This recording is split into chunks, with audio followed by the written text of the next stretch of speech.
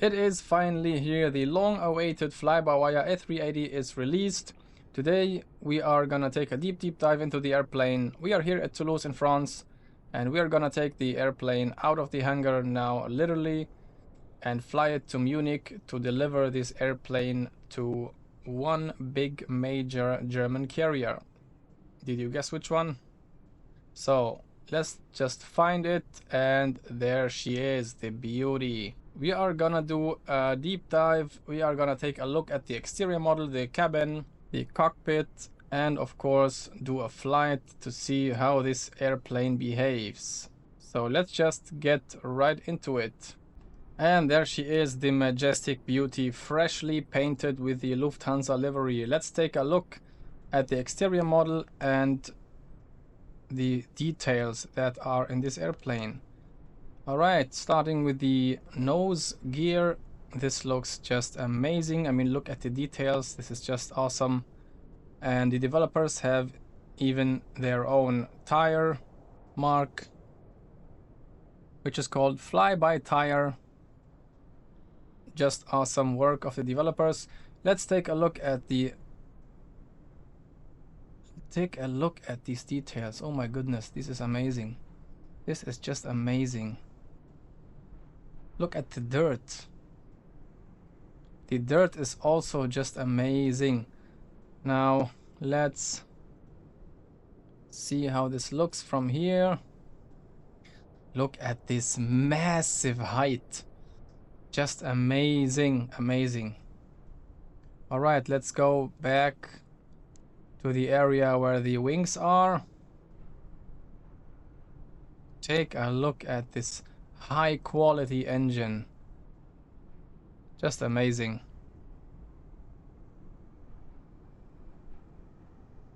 Everything looks so amazing. Here of course are some pixelated textures. I think this is because of the livery, I guess. And to be honest, it's an alpha version, so even if I find some small mistakes, I don't really care about them. Especially because I really do not do any kind of walk around in my flights unless I am doing a review maybe and want to see how the airplane looks from the outside. Look at this detail. Oh my goodness, this is just amazing. Alright, going back now under the wing.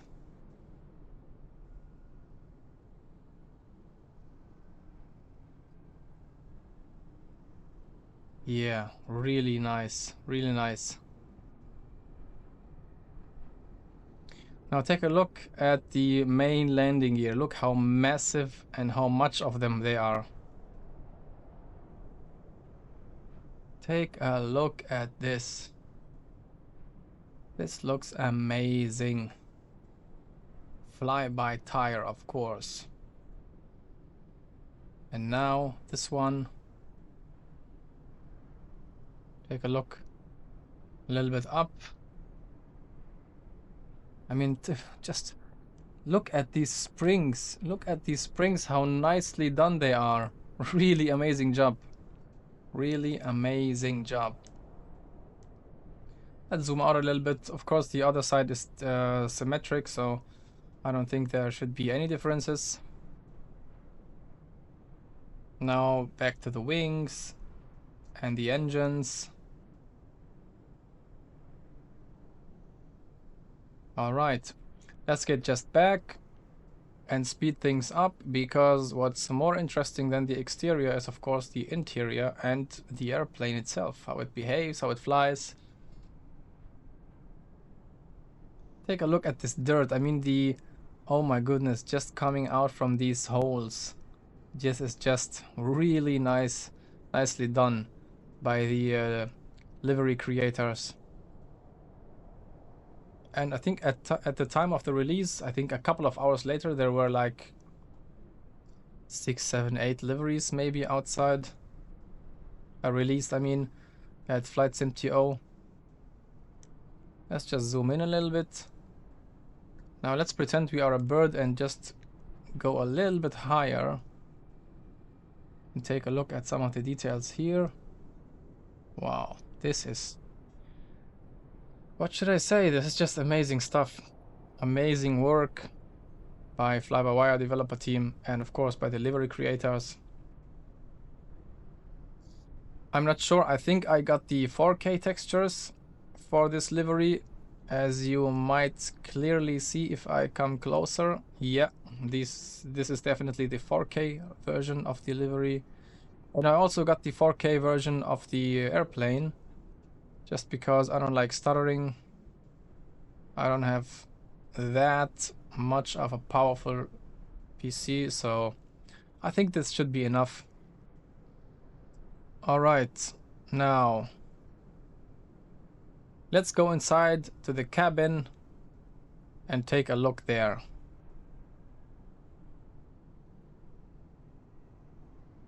Alright, so here we are in the cockpit. We are not gonna dive deep into the cockpit yet. Let's just open the door and take a look at the cabin. And I just sped up the camera speed just to make sure that we are not wasting too much time for the cabin, although it is really, really beautiful. Let's go down, and I think it's even possible to open the door. Look at this. You can just open the doors. It's even animated. It's just amazing, amazing work. Let's just close it. Just really nice. Now take a look at the cabin. This looks really, really nice.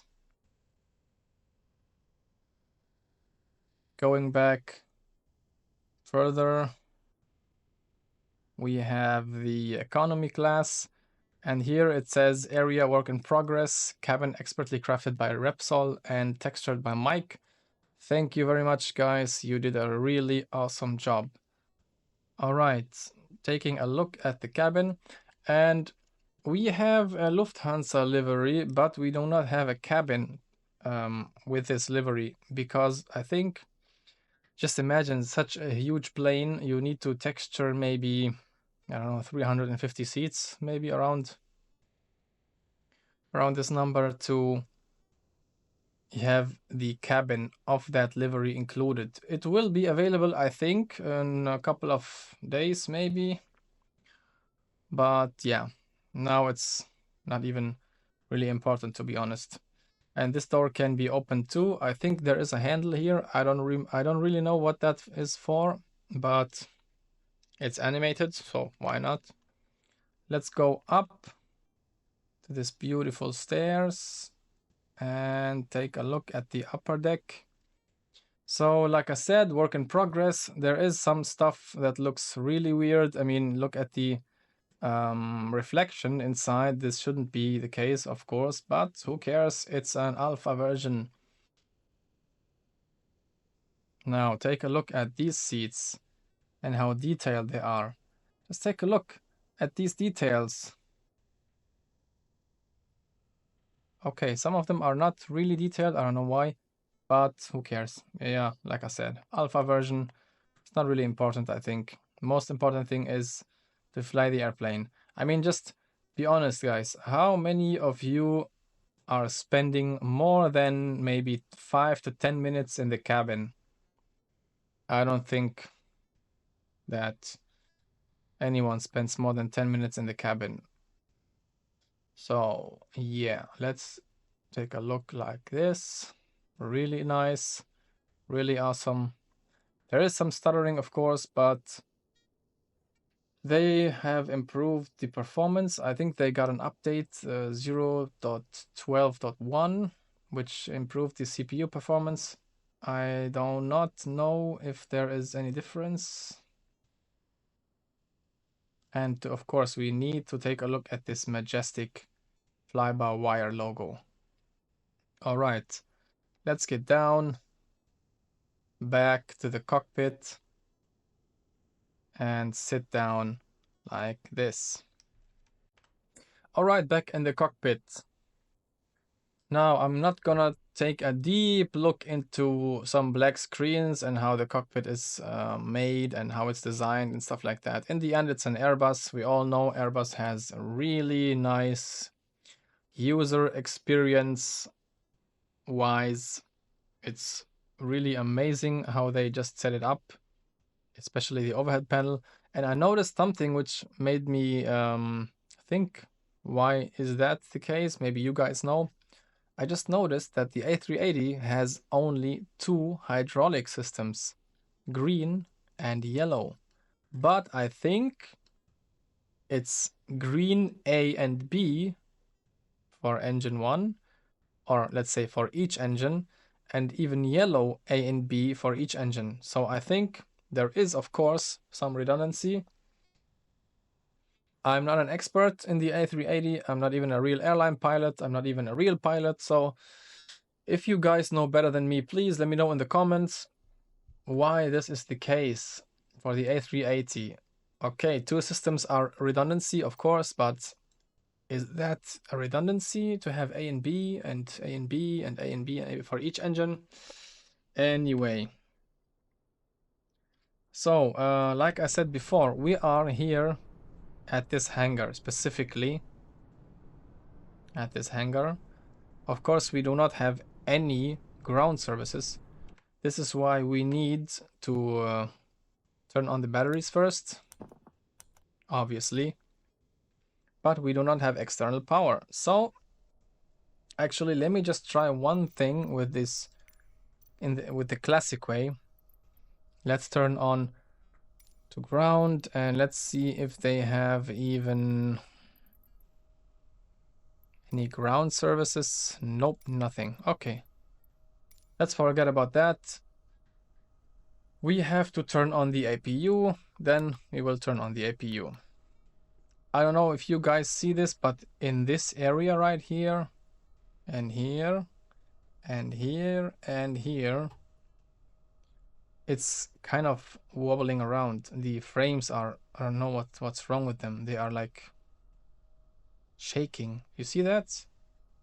Anyway, turning on the APU, let's take a look at the beautiful displays. Of course, we do not have the, well, let's check that out. If it's maybe visible. No, it should be visible down here. So we will see it when the APU generator generates power. There she is. All right. Beautiful. Flap is open. We are already at 85% N2. That means, and even the generators A and B, they have two generators now, are running. So which means the APU is available. We can get the APU bleed to start. And now arm the emergency exit lights, turn on the crew supply, and ground control is on auto. I don't know why this does not work. Anyway, it doesn't even really matter. Let's align the IRSs. Let me just actually take a look at the, let's find the oxygen here. Is it working? Is there any test button or something? Oh no, it can open that. Okay, is there any test button maybe? Like in other airplanes. So no click spot. Guys, there is an Easter egg in this airplane, which I saw yesterday. And if you... What's that? There is a click spot. Oh, nice. You can even open the windows. This glass window right here. And then, what can you do with that? Nothing. Yeah, doesn't really matter anymore. Anyway. How can I close it again? Now let's find the click spot. There it is. There's an Easter egg, and if you want to find it, it is if you click this pin right here at the fire extinguisher. If you click that, then suddenly you will see something new in your cockpit. You would say, okay, I don't see anything, but just take a look at the right. There he is. This Easter egg, very nicely done, even with the FlyByWire logo. Nice, really nice Easter egg. Yeah, so let's get back to setting up the airplane. So we have a flight today from Blagnac in France to Munich to deliver this beauty to Lufthansa. And yeah. There is one thing. Normally you would wait to turn on the fuel pumps, but I saw a couple of videos and some pilots explained that you can just turn them on from left to right, up to down, because they are smart enough to be turned on demand, you know, like this. All whites out.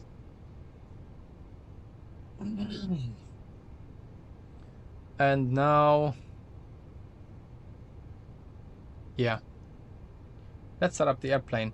I am wondering why it's in inches of mercury. I think I set it up to be automatically to hecto. It's okay, it's automatic, so let's set it to hectopascal. Let's see if it's changed. No, it did not change. Anyway, we can just click and change it ourselves. So I have set up some lighting presets, so just load it. Let's see if it loaded correctly. Yeah, should be. Yeah, perfect. Everything to bright, because of course we have daylight. And now let's do our payload. Let us get some fuel. Actually, let's just crank it up to 33,000 kilos. And how much does it take to do it fast? Okay, we cannot see how much time it would take, so let's just start it. Refueling.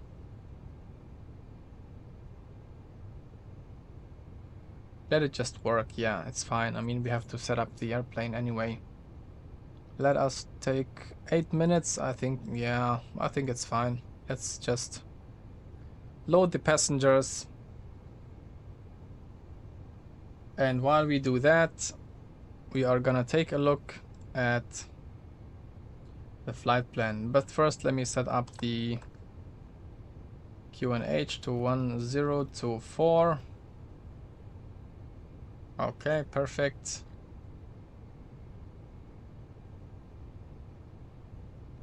This is done.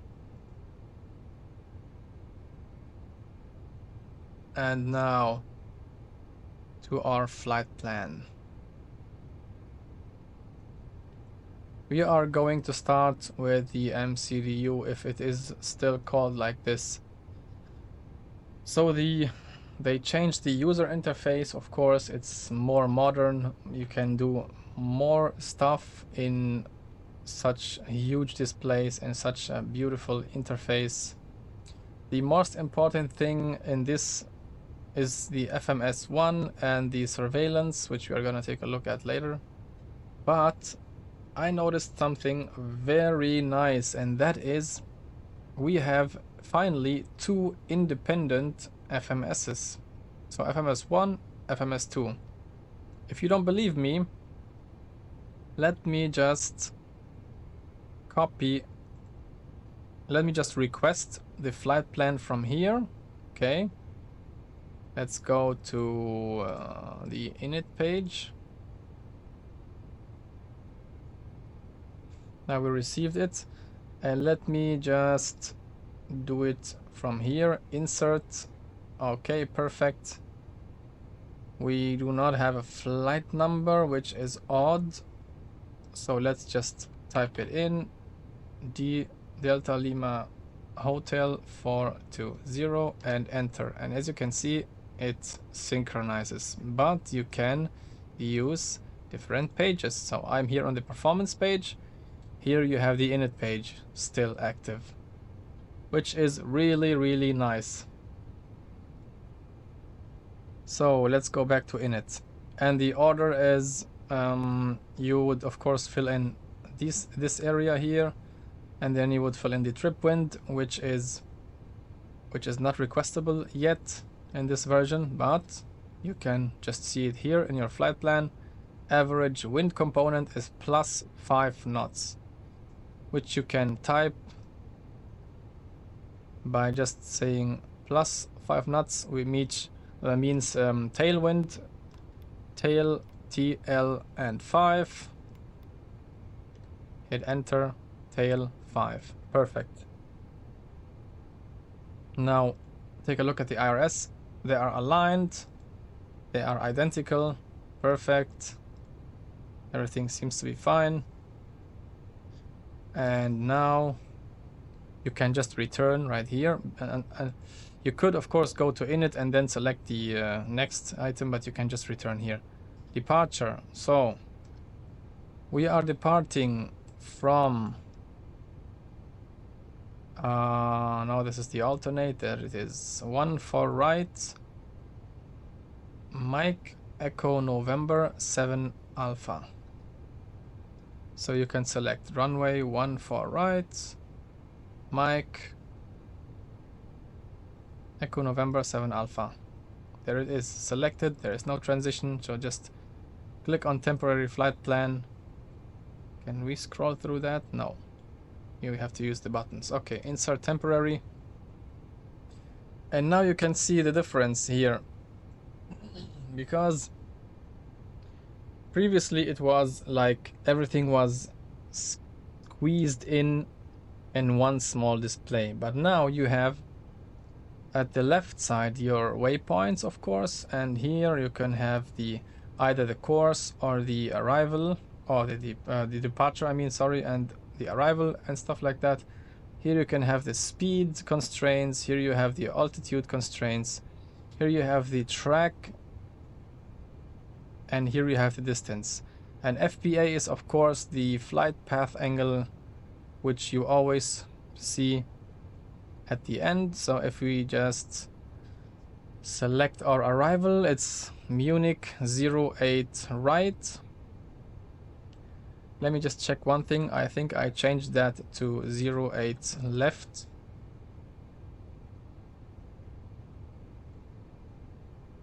No, okay, it's still right. 08 right. So 08 right. Approach is... This is one thing that could be improved, and that is, if you already selected a runway, you should filter out all the other options that do not fit, like 26 left and 26 right, because they don't make any sense. You already selected 08 right, you know? Just a filter option maybe. 08 left, okay, you could leave that, to be honest, because you might have... no, just get the left runway in the last couple of minutes. Anyway, let's select ILS 08 right via what was it again? Betos 1 Alpha. Betos 1 Alpha. Where? Okay, this is really... Oh, it's a star. My god, my bad. Betos 1 Alpha, and the VIA is, I think, let me check Navigraph. Oscar Tango Tango. Perfect. Temporary flight plan and insert. And now if you... Let me check one thing. Can I hold the button down to get up? No, okay. Doesn't really matter. So let's go up, up, up, up, up. Alright, this is the beginning of the flight plan. If you want to scroll all the way down, you just click on destination, and then you will be directed to the end of the flight plan. And here you can see this flight path angle, which I was talking about. Minus 3.0 means minus 3.00 degrees. This is the flight path angle, which is usually in an ILS approach, the glide slope angle. Alright, this is set up. Let us go back to init. Nav 8s, we already... I don't usually set them. You could set them if you... Let's take a look. If you have set up your flight plan, let's say from... Let's get to SIDS and let's select our departure, which was MENA 7A. I think it was this one. Yeah. Zoom out a little bit. Here we are. 7 Alpha is this one right here and down. Let me just get rid of this. How can I get rid of that? Yeah, full screen, perfect. So we are departing from 14, which is south. Then we are going to do a left turn. And if you have other nav aids which you rely on, you can set them up. I have now Toulouse is pre-selected. This VOR is here pre-selected. And for us, it's not important because we are departing to the south. If you would depart to the north or northeast, this would be relevant because there is flyover. I think you would fly over this VOR and then do a right turn. Of course, but everything depends on what is written in your departure. If we take a look here, so we have no VOR for the southern departure. Yeah. So MEN 7 Alpha is climb on blah blah, track 1000 direct this waypoint, this track 4000 left direct to this waypoint, and blah blah blah. There is no VOR except for this one. This could be relevant maybe. Actually, let's just set it up. Maybe this could be relevant. Let's say MEN.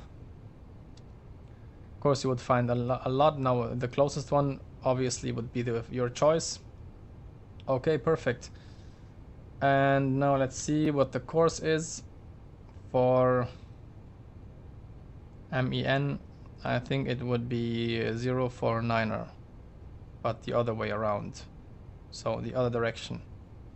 Yeah, it doesn't really matter first. Let's just put 049er. I'm not really sure. I never used that. You see, it's if you want real realism, you could use that. I don't, but this is just for the purpose of demonstration. Now we set that up. Let's go back to fuel and load. Here comes the fun part now. Did we finish our fueling? So this is done. Okay, perfect. Fueling is done also. Where is our fuel? This one. Okay, this is the sum of our fuel. All right. I really don't know anything about the fuel system in the A380. I think it's very complicated and very complex. I'm not gonna go into details because, like I said, I have no clue how this works. Anyway, payload. Let's select our zero fuel weight, which is 350.4 tons. Let's select that 350. Not a comma, it's a dot, 0.4. CG was 34.24. Let's type that in if that even works. 34.24, which should be 2 or 3. And our block fuel was 33,000 kilos, so 33 tons. Yeah, it should be. Yeah, perfect. Okay. PAX number. So I don't know why it did not didn't apply it. Anyway, PAX number is 484 passengers. So 484. I think you should include the pilots and the crew, but we are alone today, so yeah. Taxi fuel should be around 1000 kilos, so 1 ton for taxiing. Alternate and final fuel, let me just take a look here. Should be up there. alternate is 8.2. So 8.2, and the other one was final reserve 4.8. Yeah, well, it's 4.7. It's okay. Let's say 4.8. So this jettison gross weight, I do not know what that is, to be honest, and I think it doesn't matter at this moment, hopefully. If we are done with fuel and load, we are gonna do our takeoff and performance, which unfortunately is not implemented in this EFB, although it was implemented in the A320 Neo fly-by-wire EFB if you had the developer version. If you have the stable version, which is 0.12.1 nowadays, you would have it. I'm wondering why it's not included in this one. I think because you need a lot of data to get real and accurate numbers to calculate. You cannot just do it like this, you know, some randomized number maybe. I think you need a lot of data, and maybe because this data is not available yet, they didn't do it, which I understand, of course. So there is something else we can do, and that is using the SimBrief performance and tools. I'm gonna just do it right away and see what we can get. Okay, so we have a flap setting of 1 and flex temperature is 66. Nope, 66. We have a V1 of 138, a V2 of 145, and a VR of 145, and V2 is 151. When we are done with that,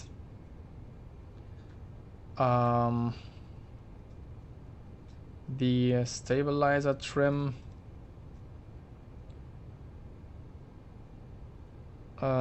this, I'm not an expert in this. I don't really know what to put inside here. I would say it should be, I think it should be the number, which, so maximum is 43%. Let's select 34.3. So 34.3. I think this should be the one. And if we are done with that, let's return. And now we should be done with our preparation, which is awesome. Now, did we forget anything? We could, of course, take a look at all of the pages right here. So engine pages, of course, they are turned off yet. And bleed, pressure, electronic, AC and DC. The door page, the air conditioning, the APU we already saw. There is no video page. If you click on video, you will be redirected to this cruise board. And there's a fuel. Look at this fuel system. My goodness, this is, I don't know how that works. This should be one pump, and it seems like, oh, look at this. Now the APU in this airplane takes fuel from the right tanks. I think it's the right outer tank or right inner tank. Maybe this is the right inner tank. I don't know how they are really called. You can see what they are called in this page. So it's This should be right outer tank, feed 4 maybe, right mid is empty, right inner is empty, feed 3 is full, or yeah, 6 tons, and so on and so forth. Okay. Too much talking, let us just start the engines and get going. Alright, passengers, please be seated. Let us close the cockpit door, I think it's still open. One thing I noticed is, which can be fixed very fast, I think if you click on the door you cannot hear a sound, unfortunately. But if you use these buttons to open and to close, wait, this is closing, this is opening. You could just you know, use these sounds for the animation here. So opening sound would be the opening sound and closing sound would be the closing sound. Really small details which I really don't care about. It's just an feedback to improve some stuff. Anyway, this display right here, I think this is the real world EFB. I think, I'm not really sure, but they could implement it down here, or maybe it's some other display for other stuff. I don't know. The sunshades work, of course, here and there, and on the other windshield, like this. Now the difference, now take a look at the difference between this one and the Aerosoft one. Now this one is not clickable. If you click it, it won't, you know, slide down like it was the case for these two. But at least you can click and hold the button and then slide it with your mouse down. So you could prefer just half of it or all of it, doesn't matter. But yeah, just to do some differences between airplanes and how things are implemented. This is nice user experience. The other one, unfortunately, was not. Anyway, I think we are done with the preparation. Oh yeah, of course, we did not take a look at the checklists. So let's take a look at the checklists. Okay, cockpit preparation. Let's do that. Gear pins and covers, I think they are removed. I mean, we are just sitting here with nothing else. Let me just get closer and maybe like this. Fuel quantity is 33,000 kilos.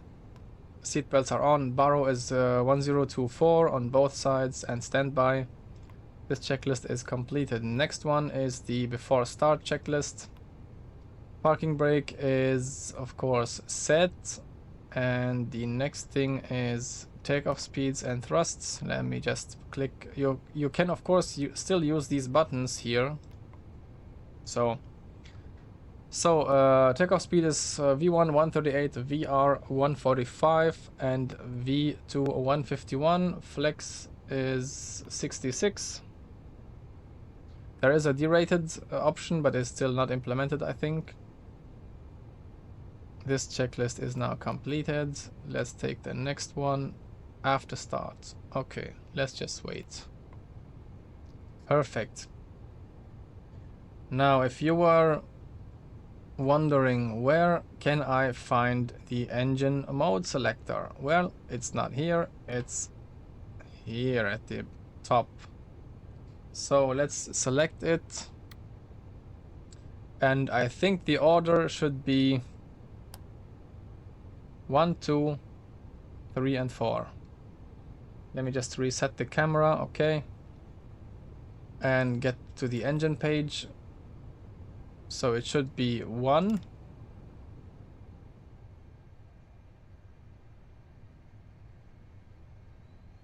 and I don't know how much you should wait for the next engine, but I think it's not relevant for the simulator, so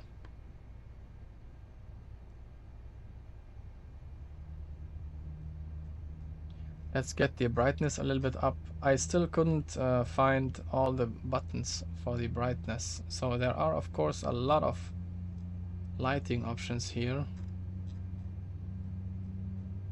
Let's take a look at the outside or from inside.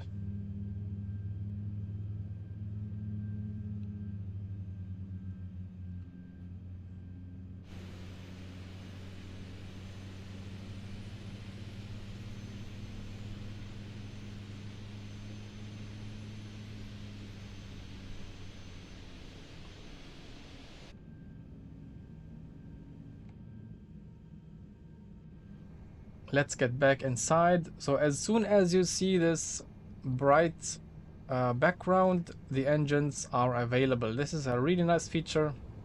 It shows you, in case you missed this small flash of available, you would know, okay, it's available, it's a bright background. Nice. Now the next two engines, 3. We got a warning that the transponder is in standby. We will just change that in a minute. And 4.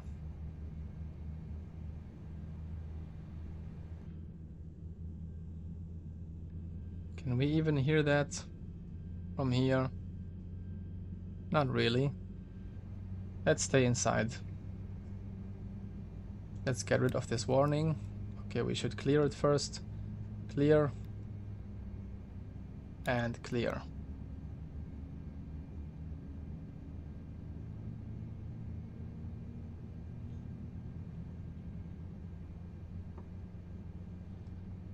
So until the engines start, we are gonna take a look at our cruising altitude. I think it should be up here somewhere, but you can also, if you do not find it directly, you can also find it in, I think it's flight level 400 maybe.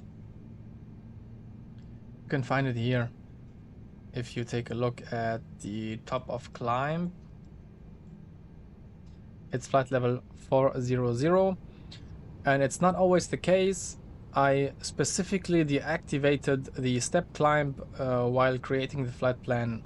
So we are directly going to flight level 400, which is not the case if you are really fully loaded up and really heavy. You would never ever go to 400 directly, because this would decrease the performance of the airplane significantly.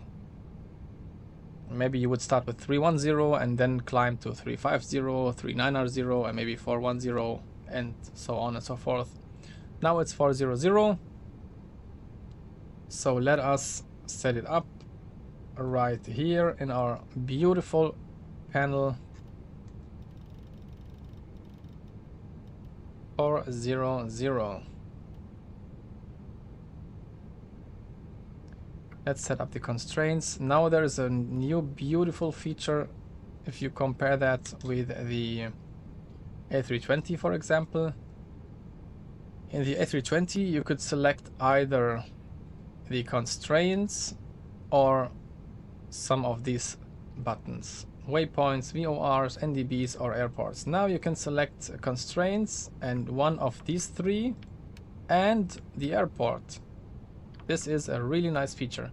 Let's activate one VOR, which should be exactly behind us if we take off from 14 right, which is this Toulouse VOR, and the other one, if we have a signal, I don't think so, should be behind us. We will have a signal as soon as we depart, I think. Yeah. Now to the beautiful new feature, which is the airport map. And by the way, there is you can activate the weather here, terrain, and TRAF. I don't know what this is, but I will find it out soon. And there's a button here which is called taxi. I also don't know what that means. And this empty button, I also don't know what that means. There is LS, of course, for the ILS, obviously, and Victor VV. It's not a W, it's a VV, which is, you cannot see it right now, it's this small bird. It's the same as you would select the track FPA with this green bird. So it's like not flying in track mode, but as you would fly in track mode, you know? Okay. Back to the let's turn that off. Back to the beautiful feature which is the airport map. Take a look at this. You can just zoom in as close as this, which is like a radius of 0.1 miles. This should be 0.05 miles, I think. Really nice. And you just slide the map or move the map by just holding down your mouse button. So we will take off from 1 far right, which means we would go all the way up here, taxi through all this way down here until we reach the beginning of 1 far right, which is here. Next feature is of course the brake to vacate, but I'm gonna show you that if we are close to descending. So I'm gonna just leave this map on like this.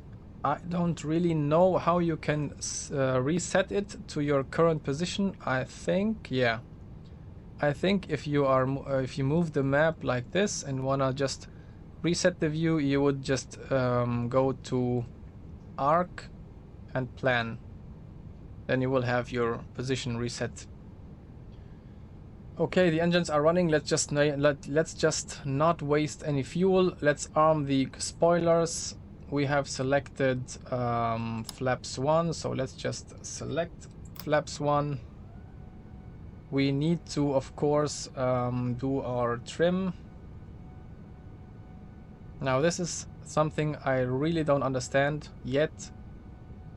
So it's 34.3%.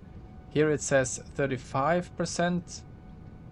I might have missed something, but I'm not sure exactly what. If you guys know better than me, please let me know that in the comments. So let's just trim the airplane up to 35.3%. 35.0%.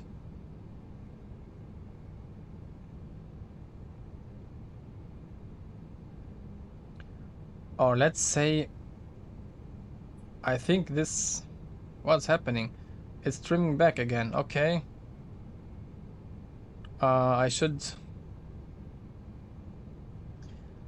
of course turn off the APU and the APU bleed, put that back to norm.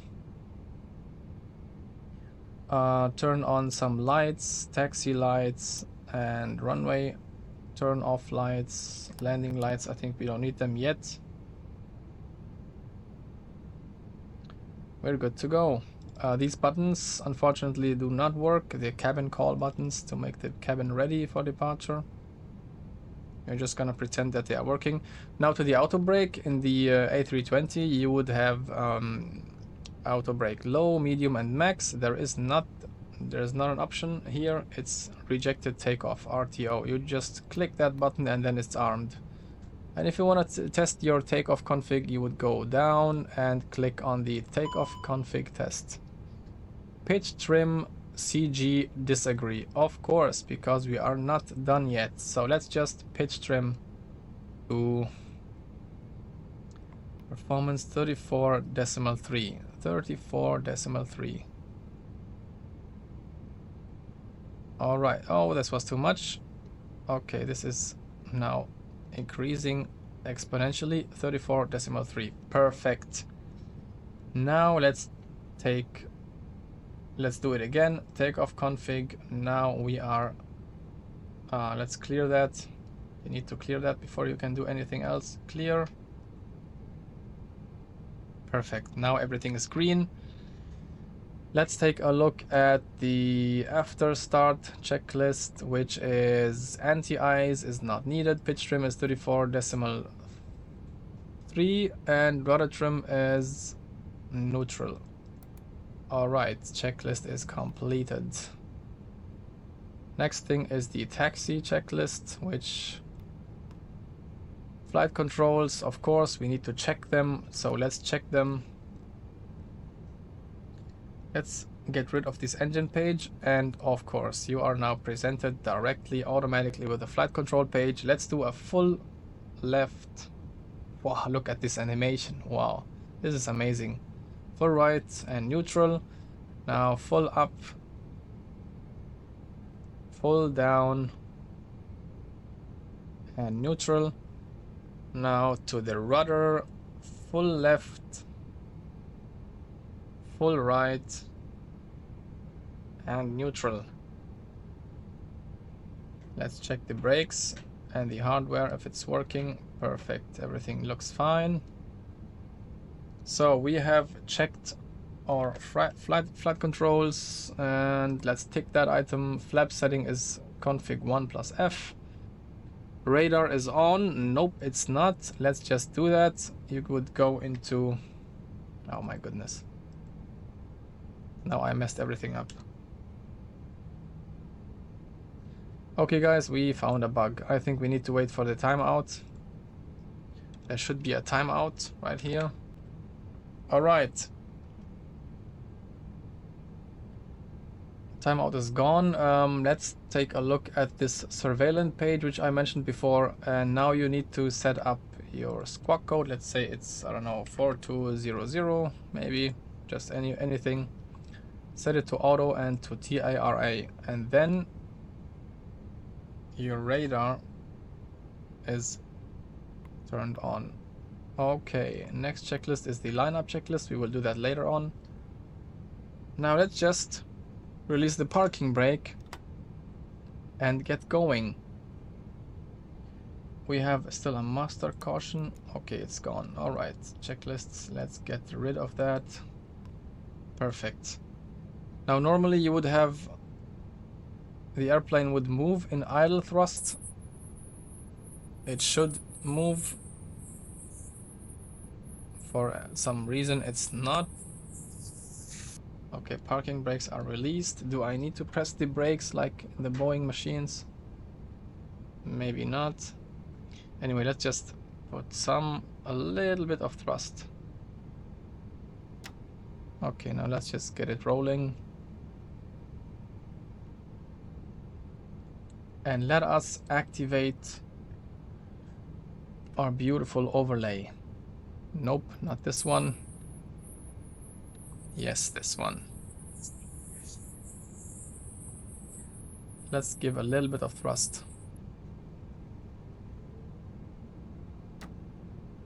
Perfect.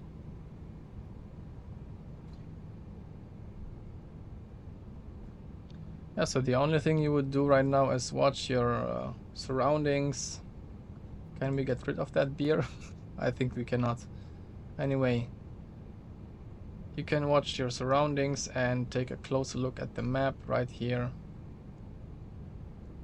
And if you want to do a turn, you really need to wait. I think you have to like almost cross and then do the right turn.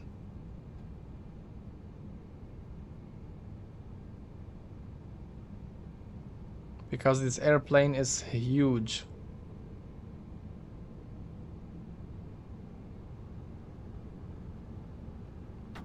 Two things are forgot, and that is set to managed and set to managed, which should be, oh yeah, I forgot it. Yeah, I need to turn on the flight directors first, which is only one button in this airplane. Turn on the flight directors, then you will have managed, and push the speed knob, you will have managed. If you do not do that and are wondering why is it not working, you need to turn on the flight directors first and then press. All right, let's get going.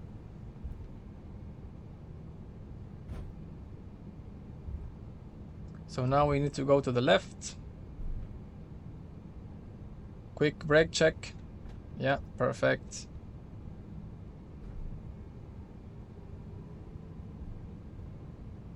You really need to be careful with your thrust because this airplane is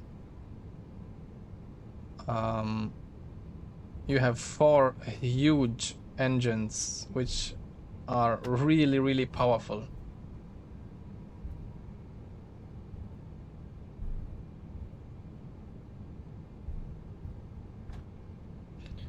So the maximum taxi speed is, I think, like always 30 knots, and I saw in some videos pilots talking about doing turns with 10 knots maximum, not more, or you will end up in the grass field. Let's give a little bit of thrust, and you really do not need much.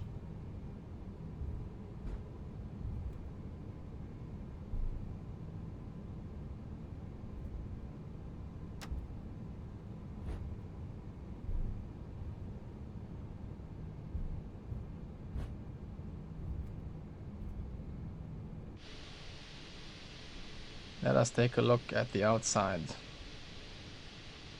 Look at this beautiful airplane.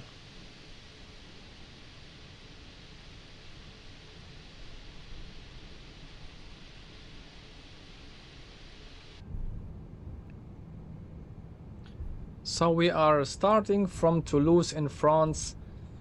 Yesterday I saw a live stream of 2 German pilots which said that normally you would start at the airport Hamburg-Finkenwerder, which is in Germany, and I think it has an Airbus site where some planes are being finalized for delivery.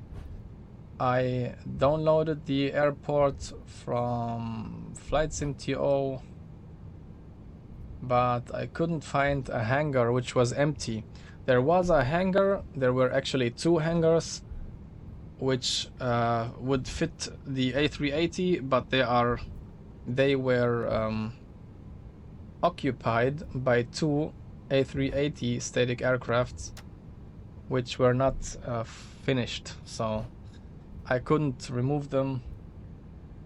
So I decided, why not start at Toulouse? I mean, it's obvious. A lot of people are starting from here. Yeah, and this is how, like I said, this is one nice thing. You could have your flight plan in one page and your performance page at the other page, which is a really nice feature. Let's accelerate a little bit more. I think this is a long taxi. And just watch the speed, how it increases if you just give a little bit of thrust in those 4 massive engines. We are already almost at 30 knots. So you need to be really careful, especially if you're on VetSim. Look at this Airbus site. Beautiful.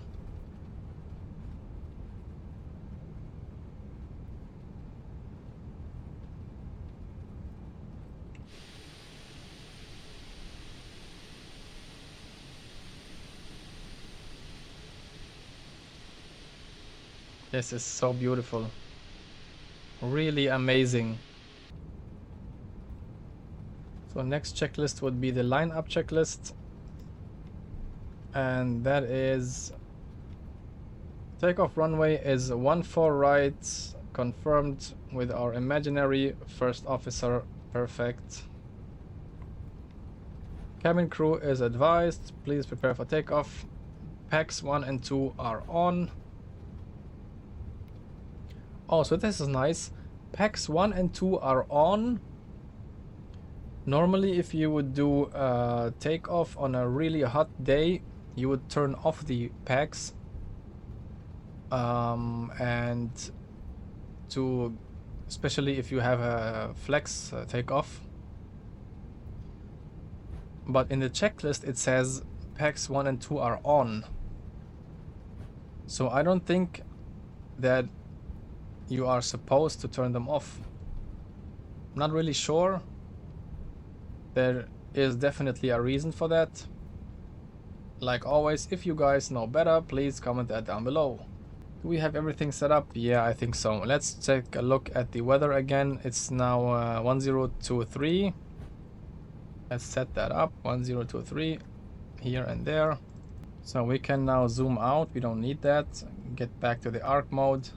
Now let's try to taxi it the correct way, and let's do it like this. A little bit of right braking. Let's see how that works out.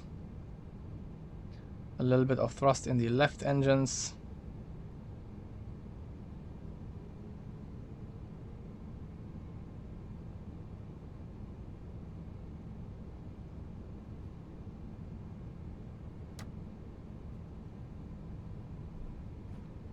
I think this should be fine.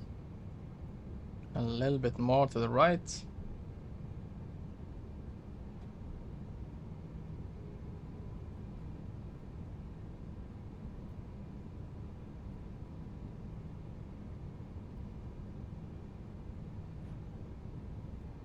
Perfect. All right.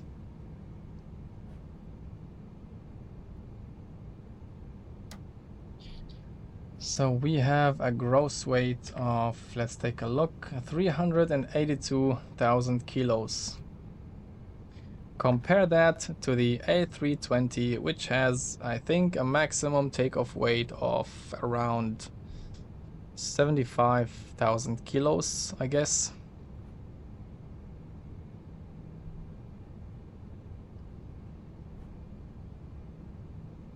Runway ahead, 14 right, 32 left. This is amazing.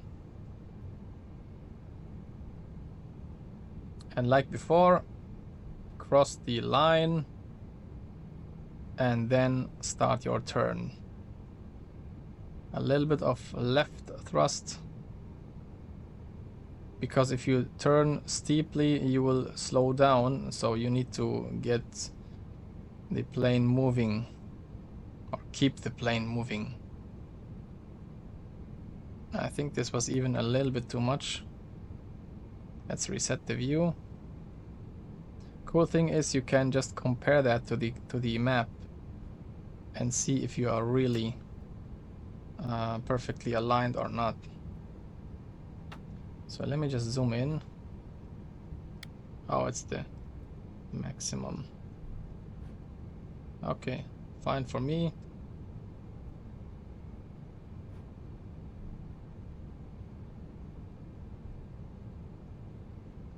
We are not perfectly aligned on the line, as you can see right here, but it's fine.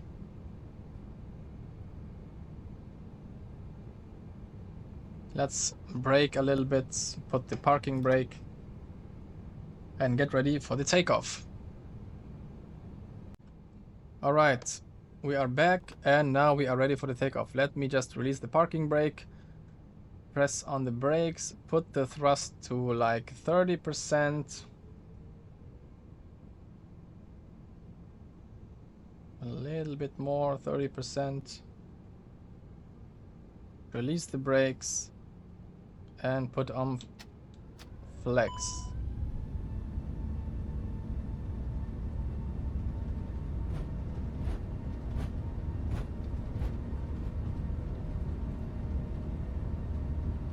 Man flex 66 SRS runway auto thrust blue.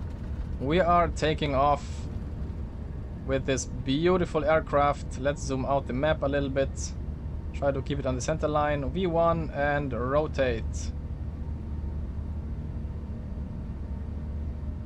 Nice. We have a positive rate of climb. Let's put the gear up.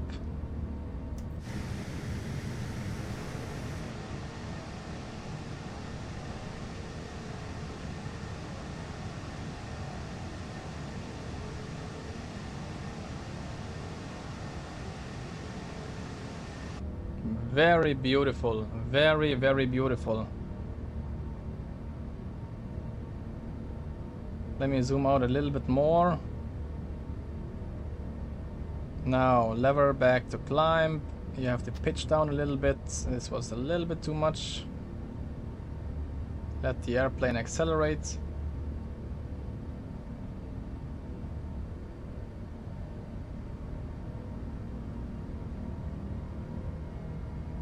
We are over the S speed. Let's put the flaps up.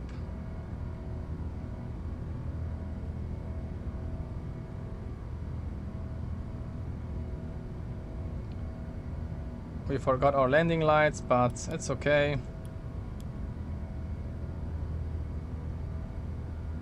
Ground spoilers are still armed. Let's disarm them. Perfect.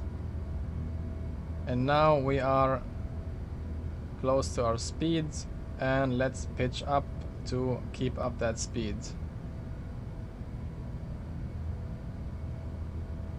So you may notice that the airplane pitches up aggressively, but this is due to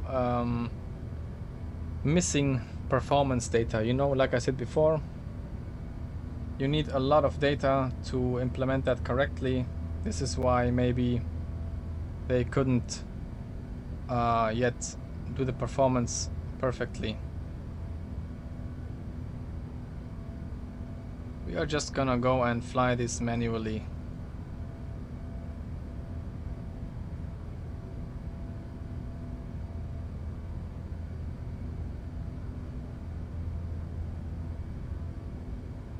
And the sound is just amazing. I cranked up the engine sound, the interior engine sound, I think to 80% in the AFB settings, because I like to hear the engine sounds. Okay, 10,000 feet, we should turn off the landing lights, but they are turned off. And we should pitch down a little bit to accelerate to 290 knots. And now we should do the left turn. Just follow the flight director.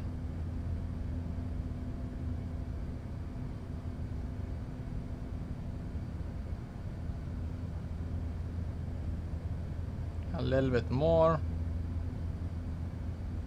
Now we need to pitch up again to keep the speed of 290 knots. Now pitching up. Yes, exactly. As you can see, we have a red vertical speed indicator, but like I said before, this is due to missing performance data.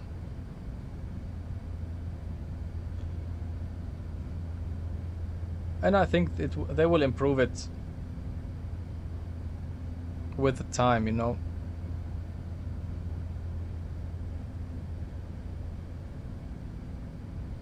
So until now the airplane is just amazing, you know, it's doing its perfect job. Just imagine how the airplane will be in 1 year. Let's turn off the seatbelt signs, or let's put them to auto. Nice. Now our cabin crew can prepare the meals.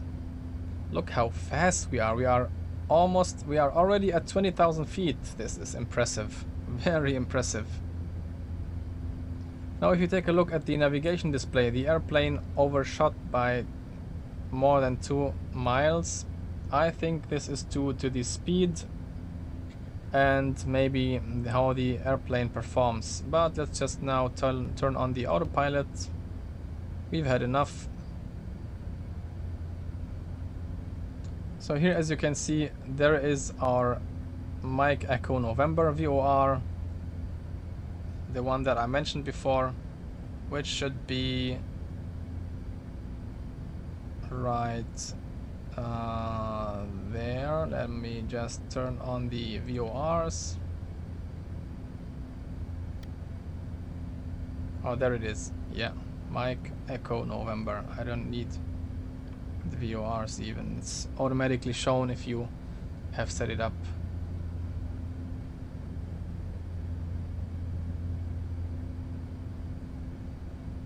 So let me just turn off the airports. We don't need them right now. We don't have constraints, I think. No constraints anymore. Let's turn that off as well. Let's just keep the airports on, you know, just in case. we need to divert or something like that.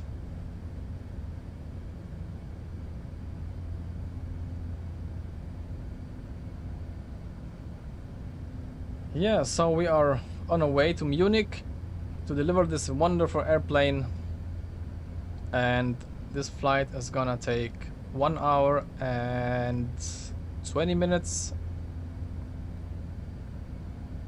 We now have where's the clock? There it is, 12:42 Zulu time, and we would arrive at 1408 Zulu time. So yeah, 1 hour and 20 minutes around. As soon as we reach our cruising altitude, I'm gonna take a look at some other things in the airplane, specifically here in the MCDU, because the interface changed and this now looks and feels much more user-friendly than before.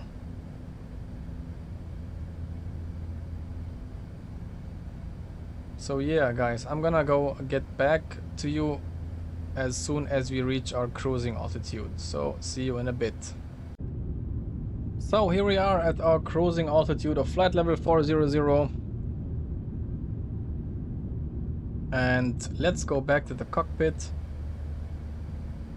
and take a look at some other new things which this airplane has to offer. So like I said before, what I saw directly is the hydraulic system. We only have now 2 hydraulic systems, the green and the yellow one. There is no blue one, but I think you would have 2 hydraulic systems for each engine. So it's green A and B for engine 1, engine 2, and yellow engine yellow A and B for engine 3 and engine 4 each, which is nice.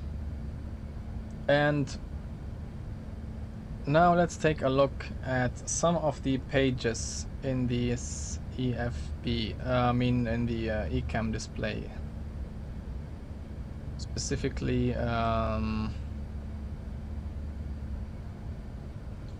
are a lot of buttons that are not implemented yet. For example, this TCAS panel right here, it's not implemented yet. I mean, it's turned on of course, but it's not clickable, which is fine, I think. And here at the radio panel, now this is a little bit different.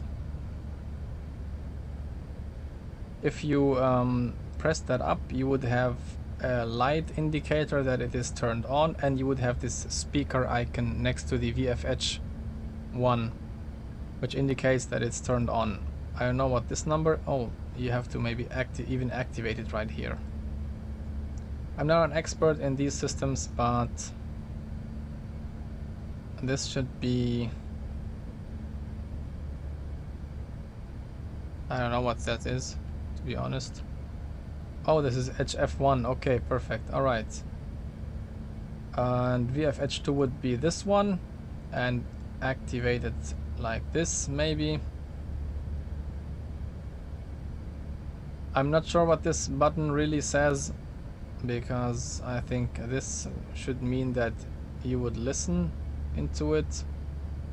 Maybe if you press on that and use your transmit button, you would then in this case transmit to VHF2, and if you want to transmit to VHF1, you would press that button to transmit to VHF1. This is my assumption. Maybe I'm wrong, maybe I'm right, I don't know.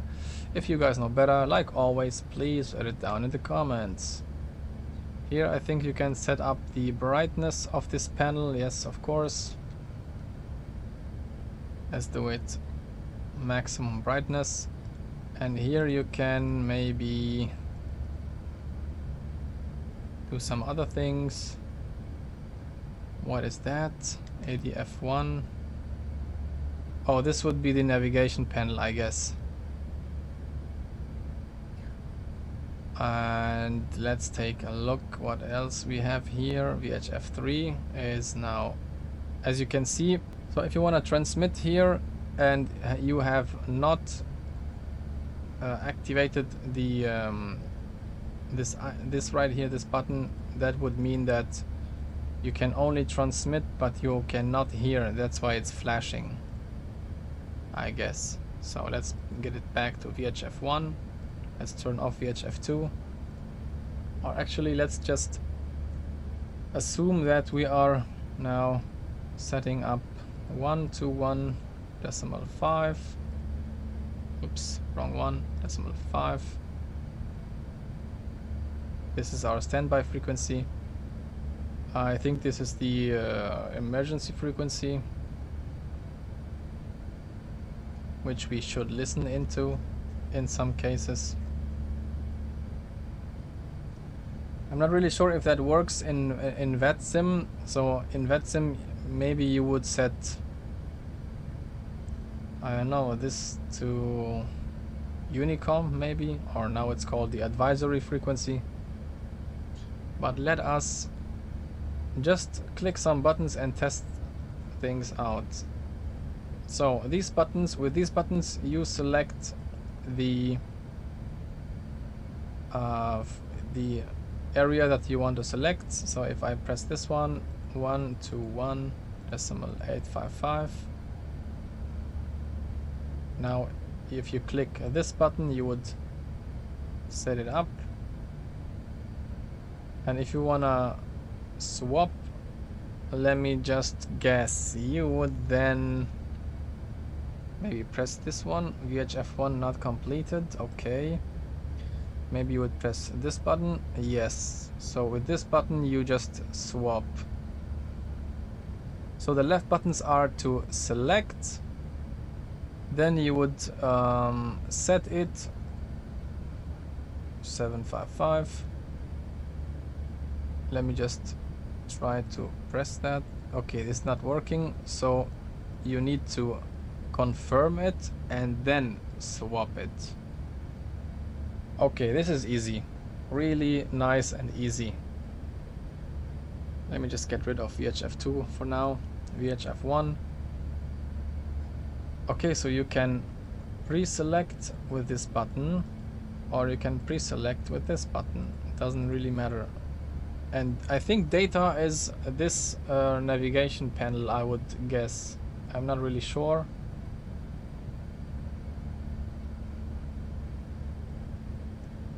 Let's select VOR1 and test things around. So intercom and radio.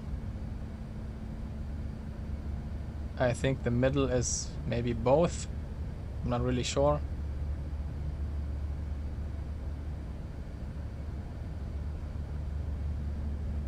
Radio navigation on standby. Yeah, I think it takes a little bit of time to get familiar with the new interfaces of this airplane. I wanted to honestly set maybe, let's get rid of that. Let us select this Mike Echo November VOR, which should be, is there a red nav button right here? No, it's not. Let's see if we can find it in the FMS1 nav aids 115.3. So let's just set it up 115.3. let me just zoom in. Let's select that 115.3. VHF3 not valid. Okay, what does that mean? Why is it not valid? Standby reverted to previous entry. Okay. Okay, 115. Not valid yet. Yeah, I'm not sure what this should mean or what this could be. I mean, it says data, so I don't know what else to expect. Is there any button for selecting?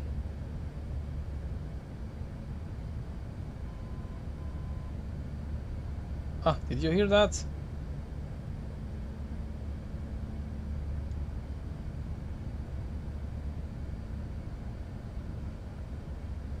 I heard something. I heard some Morse code. I'm not really sure what that was. It still says VHF not valid. Okay. Yeah, I assume that this is the data, which is, I think, the navigation panel. Let's take a look at the overhead panel. Maybe, yeah, I mean, it's the same here at the top. Maybe we need to select nav right here.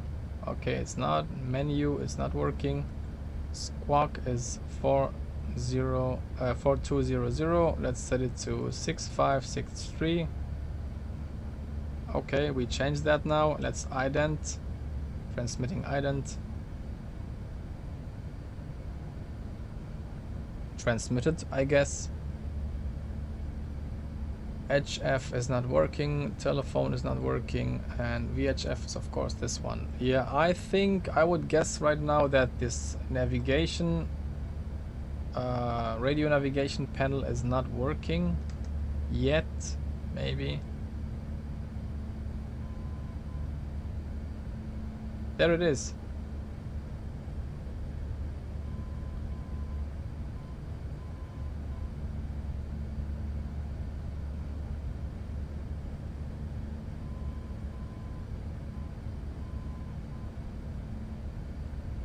Okay, let me just see what we can find right here. I hear a Morse code, and I'm wondering if that it is. Yeah, I guess it is. Nice. So we have two long, one short, one long, and one short. Perfect.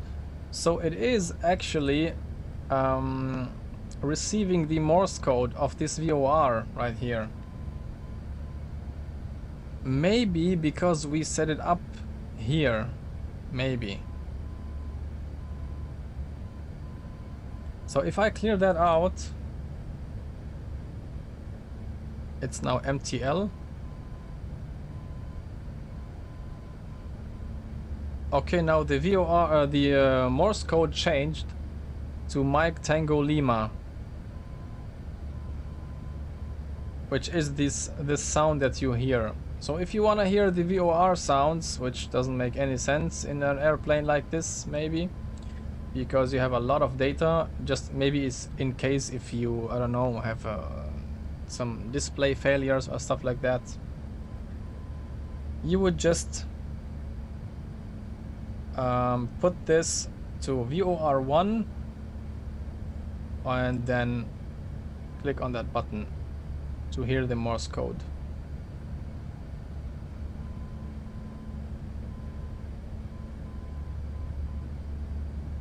A really nice feature, really nice. It was the same, by the way, in the FlyByWire A320, and I think it's the same in the Phoenix, but the thing is, no one really uses it. That's why maybe not everyone was not everyone knew this, maybe. Yeah, anyway, we found out some cool stuff. So to summarize, oh, you see, do you see this black flashing? You see that? This is funny. This shouldn't be. Anyway, yeah, so we found out how to set up your radio. You can either select here or just select it from here, and if you have selected it, you would set up the frequency that you want. Let's say Unicom 121.22.8. Confirm that, and if you want to swap it, you would just hit that button and swap it. Very easy. Alright. Yeah, I think that's enough. We don't need that anyway. We are offline. Perfect.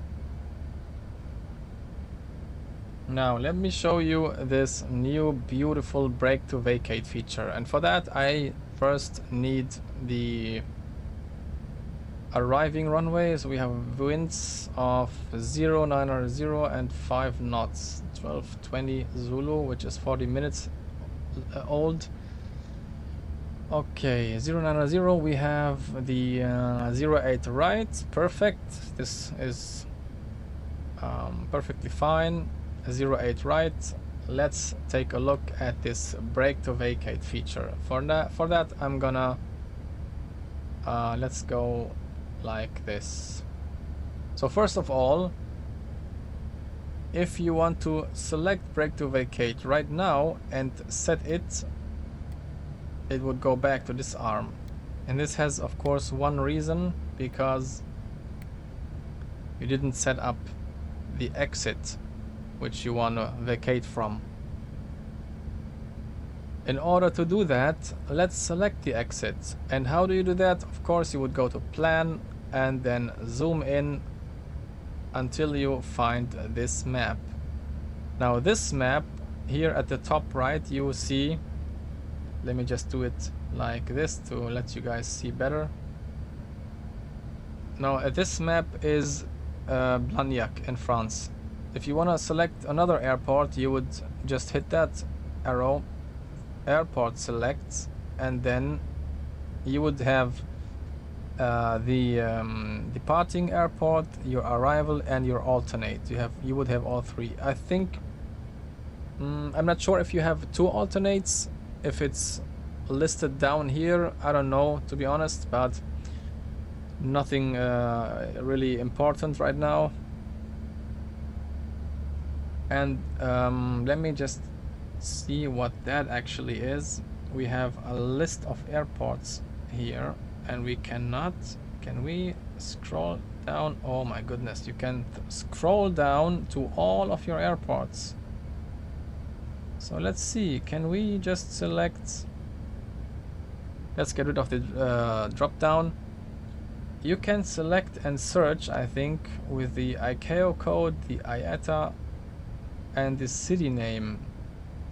Wow, this is amazing. And of course you would have a huge amount of airports. Let's select the ICAO and let's select Los Angeles. Let's select that. Los Angeles International is now pre-selected.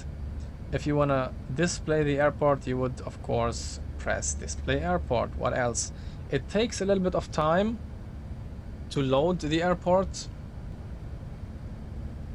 Alright, here you have Los Angeles. I'm not gonna show you how to vacate Los Angeles, of course, because it doesn't make any sense. We are arriving at Munich, so let's select, like I said before, let's select Munich and display airport. Now let's wait again. Yeah, so I think this answers my first question, that if you have two alternates, if they are not listed here at the right, you would just select them and search for them from that drop-down list. So this is our arriving runway, 08 right. What you now would do is just, let me zoom out a little bit. You would zoom in and let me just take a look. So the first high-speed exit would be Bravo 7, which is, yeah, I think it's unrealistic.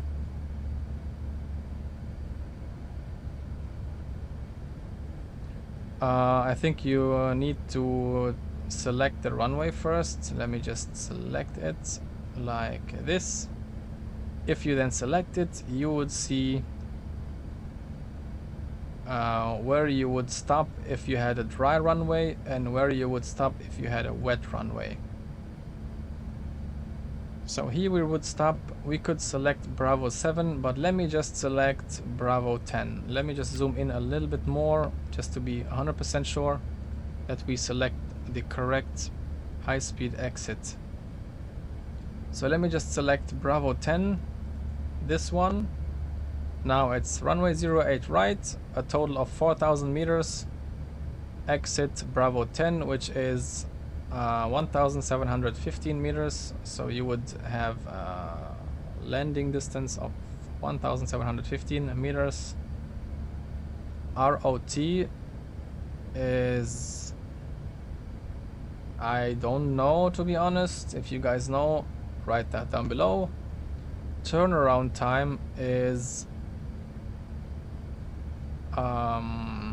because we do not have brake fans, this airplane is 165 minutes with, I think, full reverse thrust, and 190 minutes with idle reverse thrust, I guess.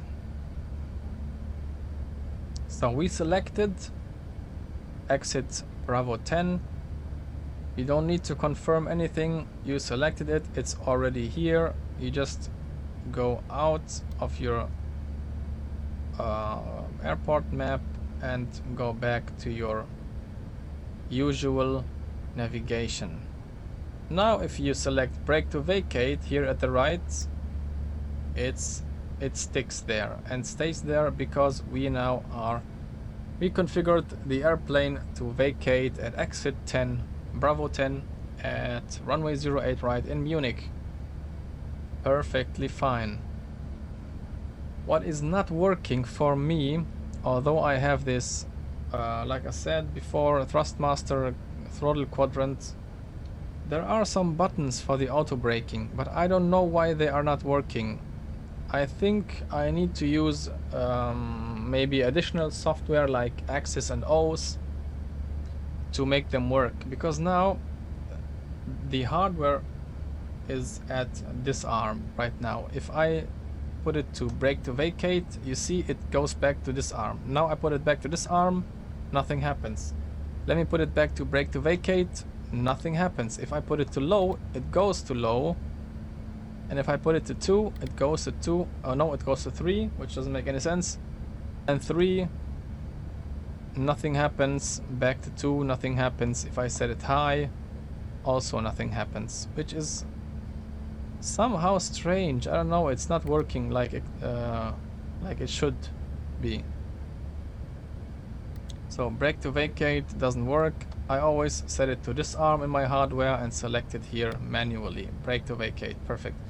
And just to confirm that it's actually set correctly, you would look at your primary flight display. Here at the top you have brake to vacate in blue.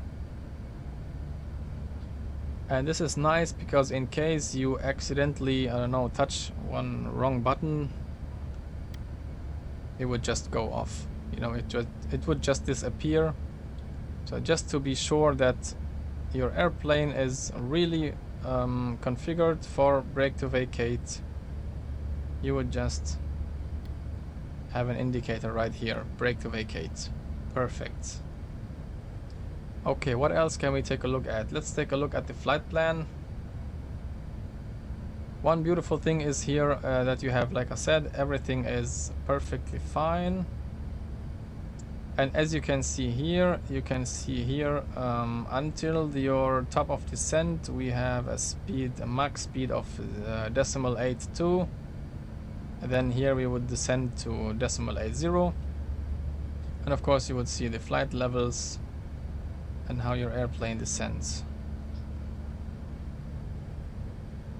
Here now we have speed constraint of 250 knots and an altitude constraint, speed constraint of 250 knots and altitude constraint of flight level 100.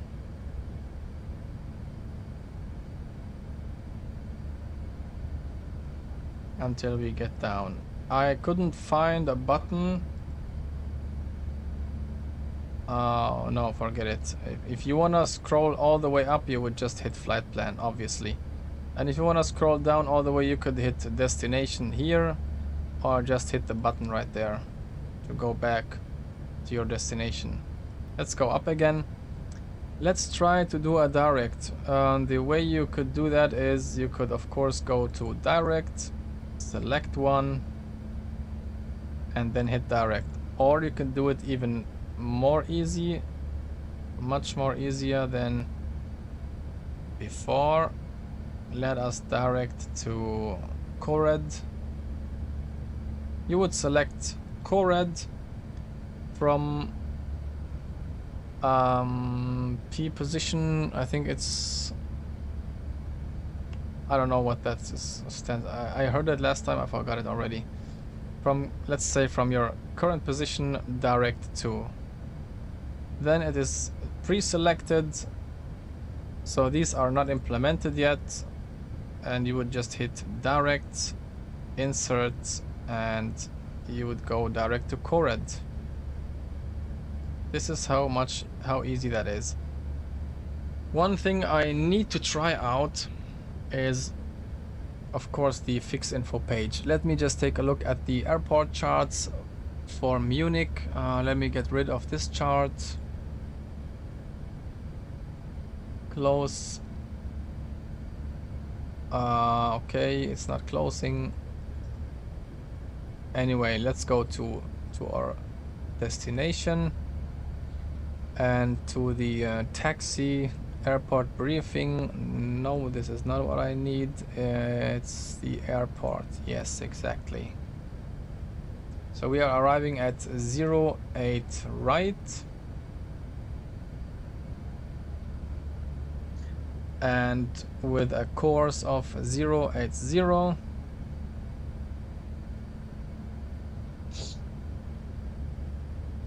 Now let me just do an extended center line. Let me just select, let's say, co-red.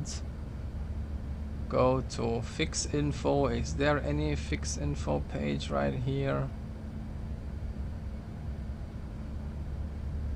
Okay, maybe not here, maybe up here. Cannot find it yet. Where would I find the fix info page?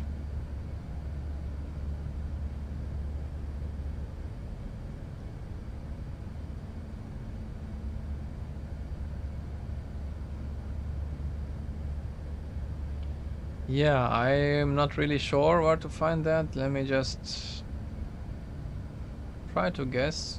List of deselected nav aids. I don't know what that should be. I'm not gonna go and mess around with anything.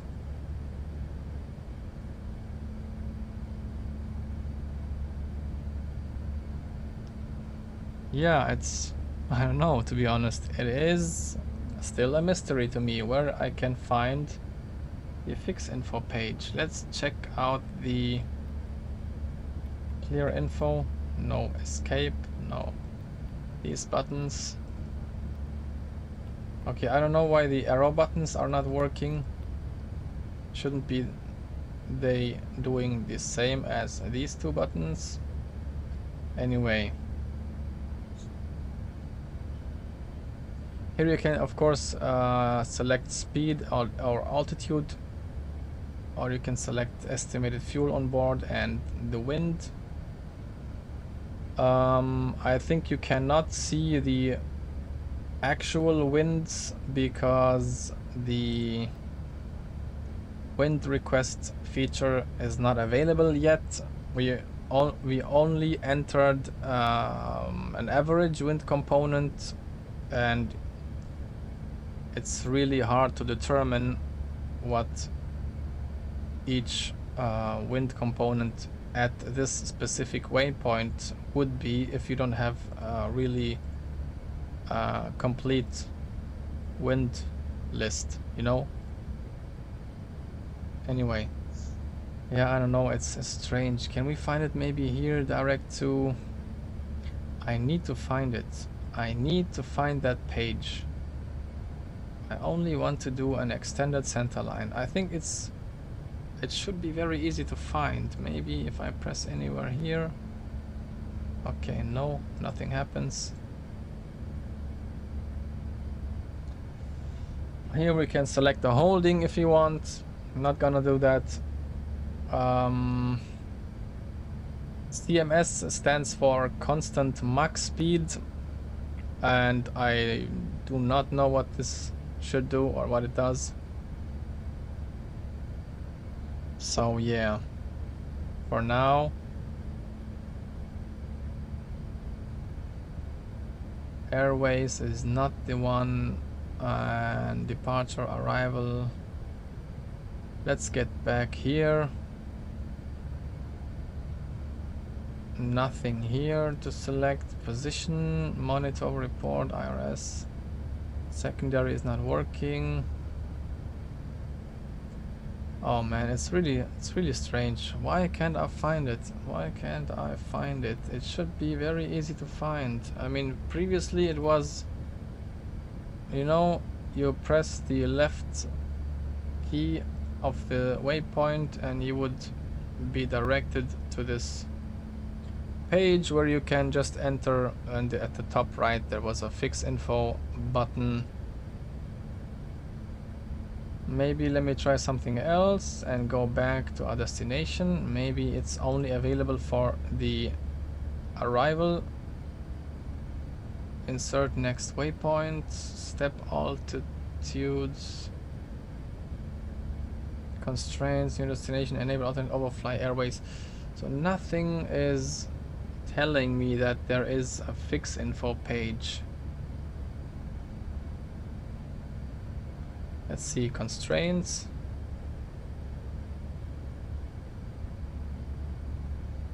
Okay, this looks more promising.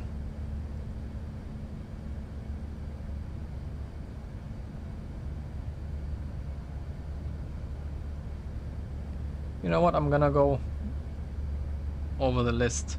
How many miles until Cored? 26. Let's select the Bersu.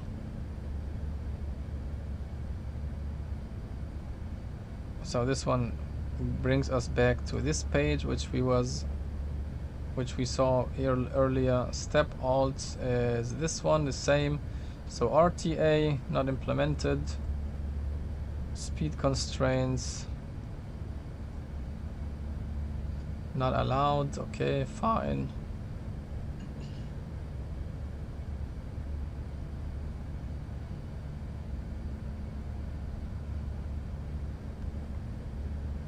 Really, it's a mystery. For me, it's a mystery. There's an ND button, which should be the navigation display, but I don't know what that does. Flight plan info. Okay, this is deactivated. Maybe let's try. Actually, let's go down to destination and select Munich. New destination, enable alternate overfly airways.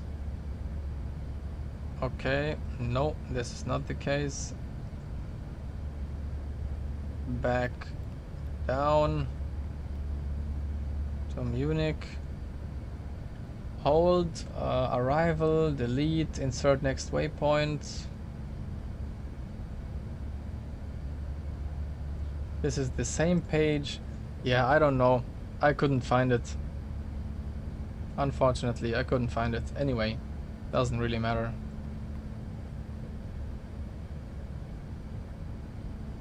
So here we can see our top of descent. We are closing in on our descent. Let me just get rid of the airports.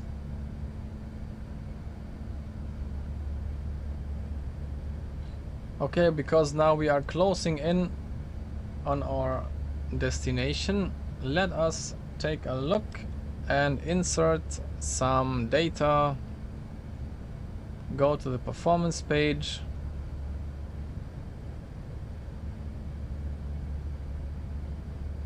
And position monitor, what is that? Okay, it's not working. Anyway, let's go to our approach phase. Or actually, let's just get each page. This one we know already. Climb is of course climb. You could select another cost index to have a higher speed maybe. I think it's even for each phase independently, but I think if you select, let's say, a cost index of 200 here, it would maybe override to all the upcoming pages, maybe until to descent, of course. And yeah, anyway, let us select let us insert our destination data. and that we can find right here. So it's 12:50 Zulu, it's half an hour late old. Let's select wind of 103 knots. So 103 knots. And what is nice now is you can see the components. We have a headwind component of 3 knots and a crosswind component of 1 knot, which is amazing. Temperature is 9 degrees. We have a dew point of 0.5, so it will be a little bit humid, but we have a visibility of more than 10, I think, kilometers. Let's say a good visibility. QNH is 1029er, so 9 degrees.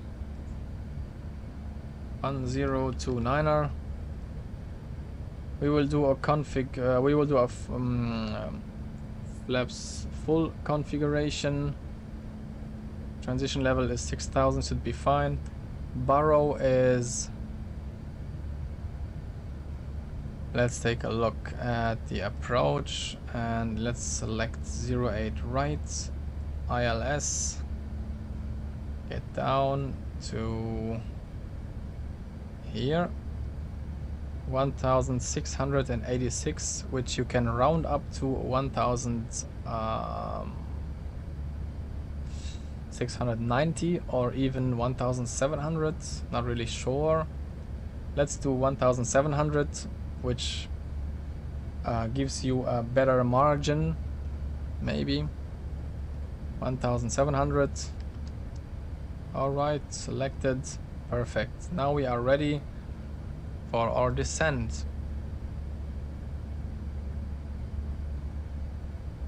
And yeah, like I said before, this is the cool feature is we have like 2 independent FMSs.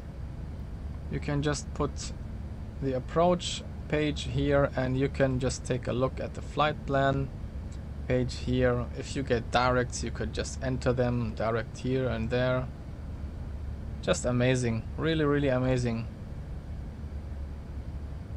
I'm gonna go and maybe after this flight I'm gonna test the FlyByWire A320neo again, just to see if they already implemented this independent flight management computers also in the A320neo. I'm not sure if that's the case, maybe it is the case and I didn't notice that until today.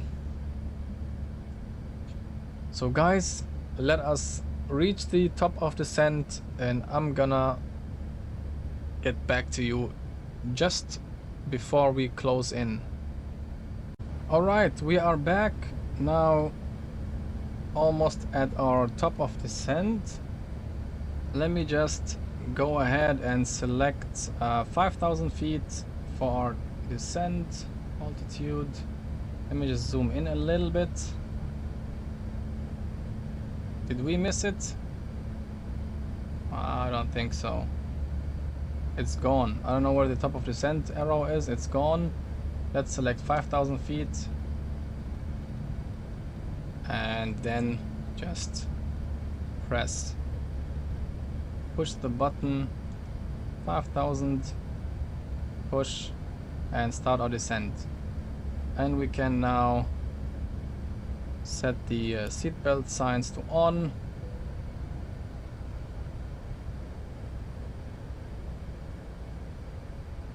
So I just saw a video where someone explained how to get better performance by replacing the textures, the 4K or 8K textures, with textures with a lower resolution like 2K or even 1K. There is a mod at flightsim.to. I didn't test that, but in the comments someone mentioned that you can even turn the cabin on or off, and there should be a click spot. Yeah, I don't know. I couldn't find it yet.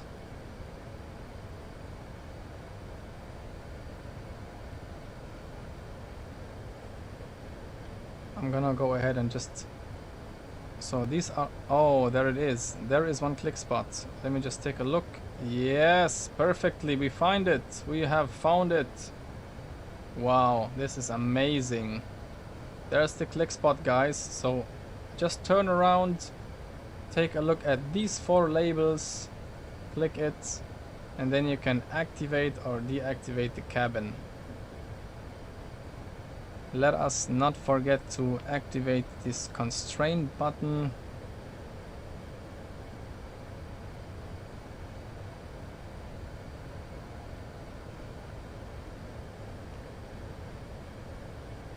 And see how the plane behaves. So until now we are perfectly descending perfectly fine. I think we do not need to use the speed brakes. This right here is or would be a chart to show you the descent path maybe, or the descent angle to the runway, like it is the case in, I think it was a Boeing machine, not really sure. I think it was the 737 maybe, or even the 777, not really 100% sure. Anyway, yeah, so we unfortunately couldn't find the fix info page. This is why we do not have an extended center line, which is fine, I guess. But I don't like the route. Let us take a look at the flight plan and zoom in a little bit and go over it. So does it work like before? I think it should. Yeah, perfectly fine. Yes, so we could just scroll over all these buttons, I mean waypoints. So yeah, it's making a strange turn.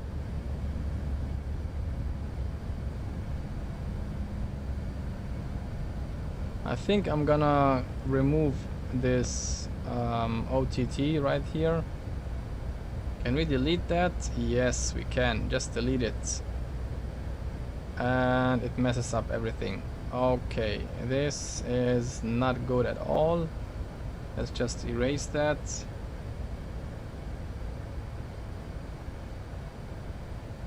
Yeah, maybe we can do a direct after Betos, you know?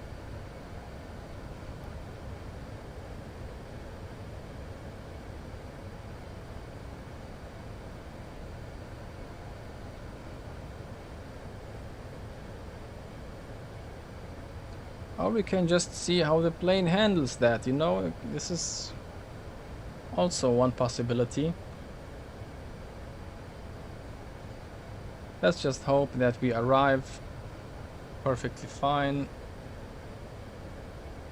Yeah, the more clouds you have, the more performance degradation you will get. But until now I think it's fine. It's not really bad, it's not really good, but it's fine. Let's just hope for the best. Let me just get rid of these VORs, I don't need them.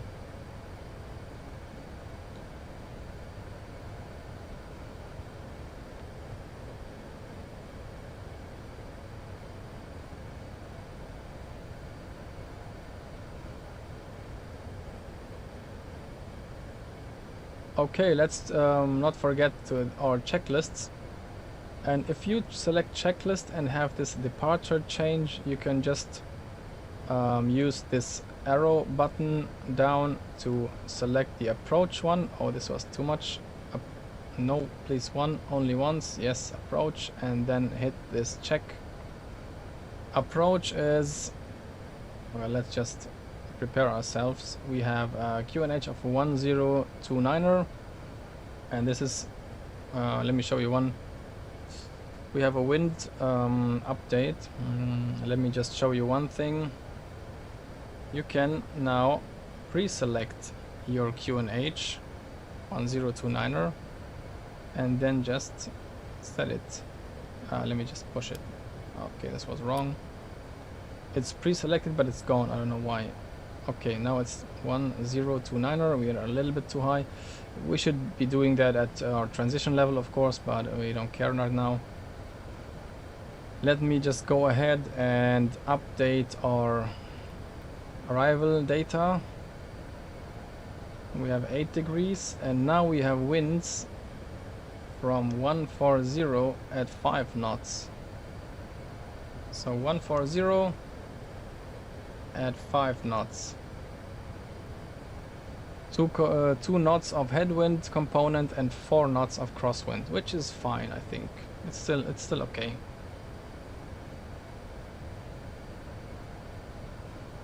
What's the temperature outside right now? It's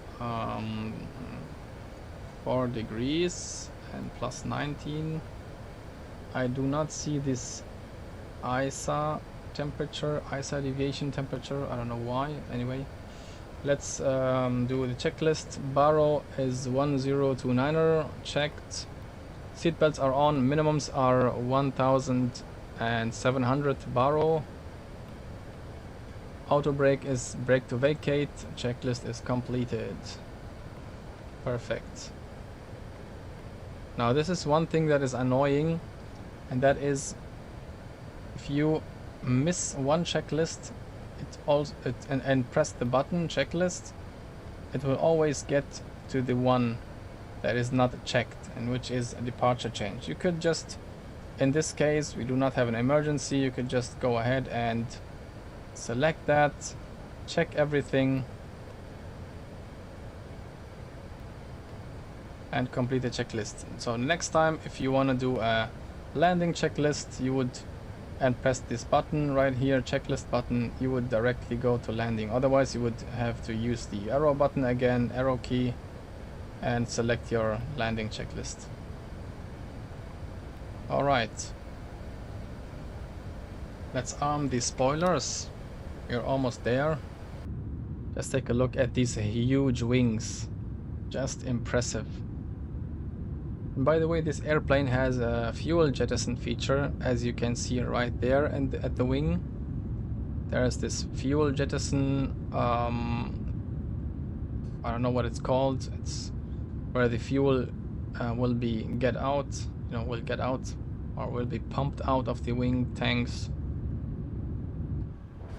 And you can see that, of course, here you can just arm it. It's guarded, obviously, and then activate it if needed.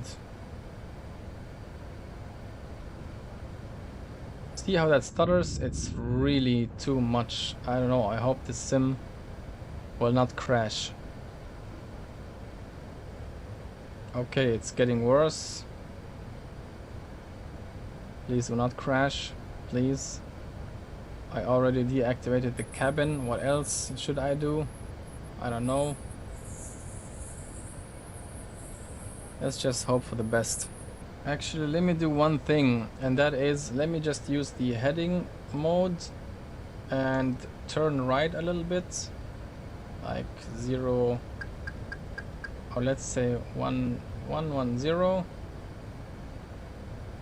Now of course we reverted back to vertical speed mode, which is fine for now. Let me just do a right turn, and then I'm gonna go and do a direct to the waypoint, which is, wait a minute, I think it was Betos, yeah.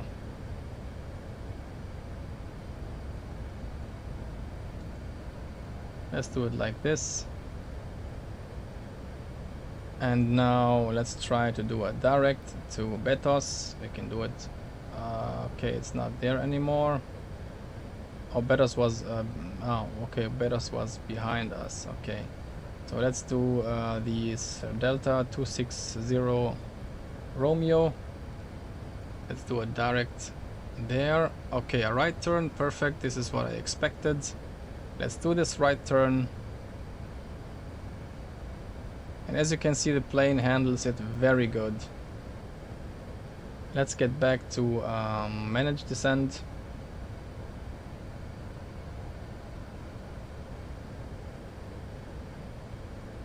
So now we are like 4,600 feet below, but I think it's fine, I guess. Let's just try and see what the airplane does and how it handles it. Let's just again turn on this bird. As you can see now, there is this bird in black.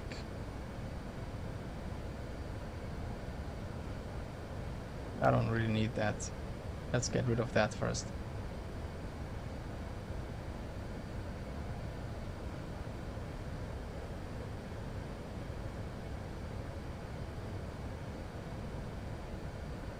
There's the beer.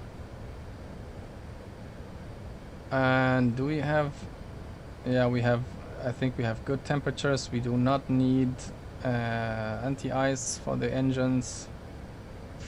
What I noticed is if you even turn on anti-ice, I think this is not implemented yet. Maybe if you turn it on, what I would expect from the A320 is to have a message here, wing anti-ice or engine anti-ice, and then of course the sensors would sense if there is ice or there isn't and say ice not detected, then you would turn that off.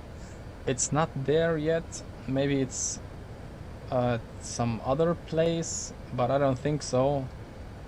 It was always in the upper ECAM display right here, so maybe it's not implemented. Let's just get rid of that.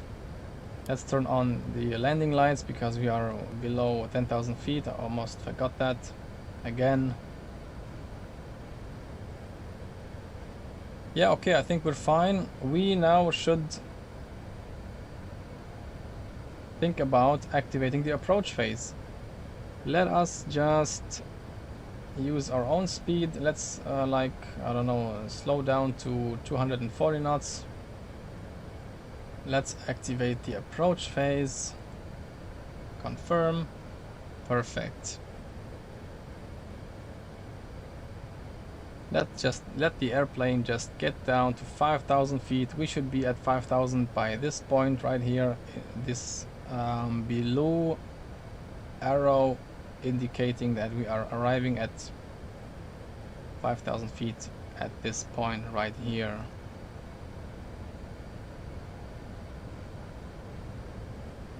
And this strange icon which is going up, down and up, which looks like a thunderstorm icon, you know, this indicates that you will be on your descent profile at this point right here.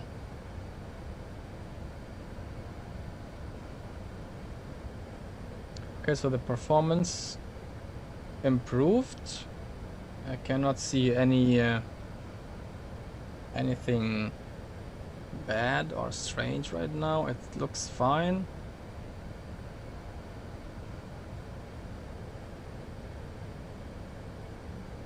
Yeah, so we have broken clouds at 1,500 feet and nothing else. I don't know if that's even true because we are at 6,800 and are almost at the clouds. Maybe it's the limit, not the upper limit, but the lower limit of the clouds, I guess.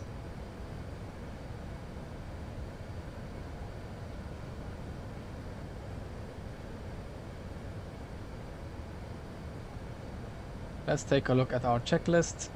We already set that up, the approach checklist. Our landing checklist is of course this ECAM memo no blue.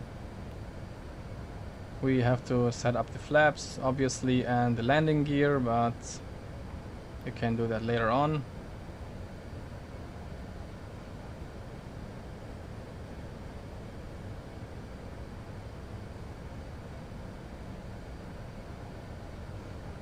So our clean speed in this case is 196 knots. We could go down until 196 knots without flaps, without extending the flaps. Let us just slow down a little bit to maybe 220 knots. I don't know if you guys see that, but I find the brightness, I think the brightness is a little bit too low for a really sunny day like this, especially on the navigation display and the eCam display. It's maximum brightness, and I think it's a little bit too low. Maybe it's the case in the real aircraft, but of course in the real aircraft you would have real displays, not like simulated ones, which maybe emit more light than in the simulator. Going back to the left turn, now we can turn on the landing system, the captain's side and the first officer side. And of course, if you're wondering why the displays are off, I turned them off. I thought maybe this could improve the performance, I don't know. Let's just turn them on again a little bit. Yeah. Alright, we are at 5,000. Let's select the speed. Let's set the speed to managed. Oh, we are almost on final. Let's prepare ourselves. Let's do flaps 1. Speed is checked. Flaps 1. The speed extension. The flap extension speeds are much higher than at the A320. So 263 is for flaps 1. And 220 is for flaps 2, and so on and so forth. It's a little bit different than in the A320, of course. Now we are gonna descend until the S speed. This is where this magenta dot is set. This is the current managed speed in this case. Let's hit the approach phase, activate. We are almost at our glide slope. Still need to catch the localizer.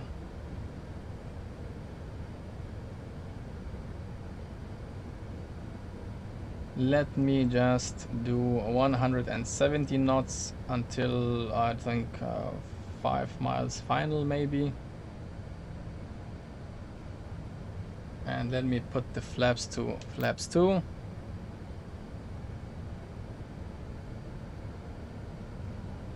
Now comes the fun part, the landing. I'm really excited about the landing.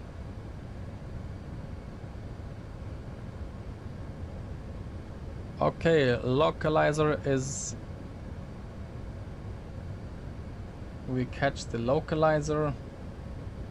Now let's put the speed back to managed. We are on the glide slope and descending. I'm gonna extend the landing gear a little bit later on.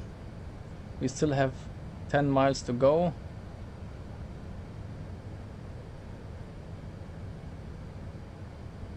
Okay, yeah, now I know what they mean with broken at 1,500. It's really low. I hope that we can see the runway before we reach the minimum. Otherwise, we would have to go around. In real life, of course, I would never go around when I play offline. In VetSim, obviously, of course, but why would you go around if you are playing offline? You could do that, of course, and there's the radio altimeter. You could do that, of course, if you, I don't know, want to train and test the missed approach procedures.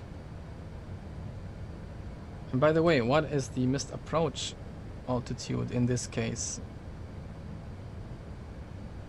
Let's go up, or let's zoom out a little bit. It is 5,000. Okay, so it's already set to 5,000. Okay, let's get the landing gear down, set the flaps to 3.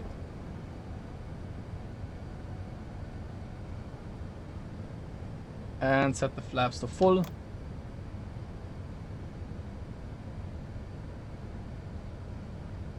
Let me put that view like this. And now for the landing. This will be hopefully very interesting.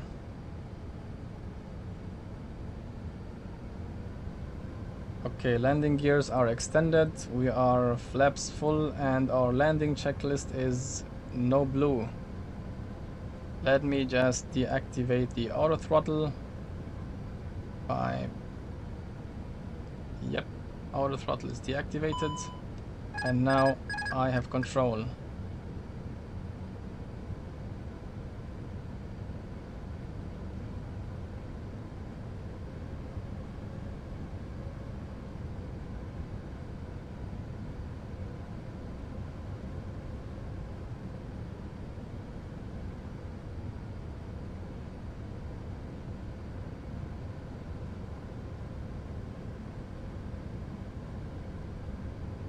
$1,000. 1000 is checked. Get down a little bit, not too much.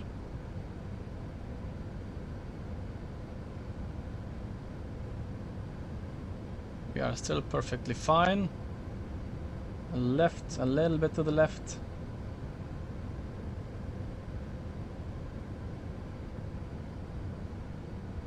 Still 2 whites, 2 reds, which is perfectly fine.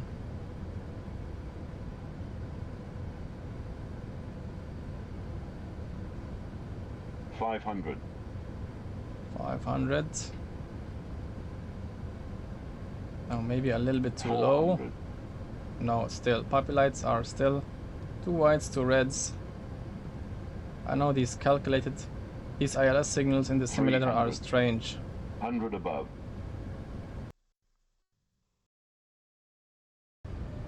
Alright guys, just to show you this brake to vacate feature, I decided to do a landing, and this is done with an add-on which is called FSI panel. It's currently not set up and configured for the A380, obviously because it's too new, but I've set it up to have the same data as previously, same landing weight and brake to vacate and stuff like that. And I decided to change the exit to Bravo 7 instead of Bravo 10, so let's just try to do that. Hold the brakes and let's go on with the landing. We are on the localizer and soon we will catch the glide slope. Alright, glide slope star. We are now descending. The approach speed might be a little bit lower than before, but of course you cannot set the airplane exactly like the way it was before. At least the landing weight is the same, and all other things like runway, brake to vacate and stuff like that, everything is set up. Landing checklist is also green.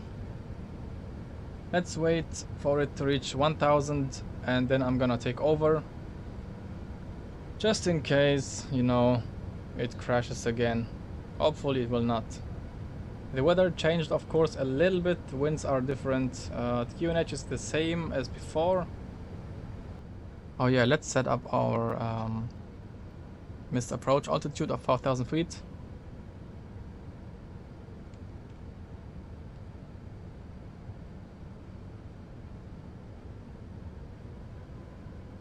Almost there, almost there.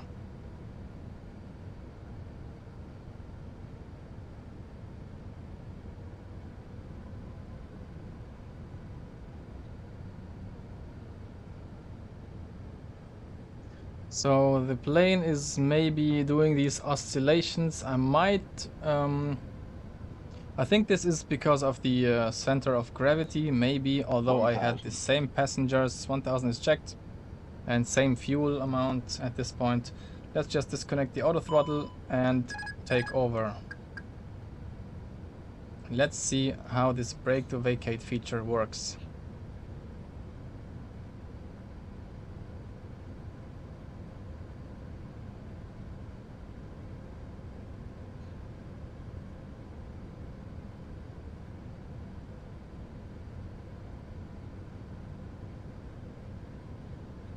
little bit more to the left, a little bit more down.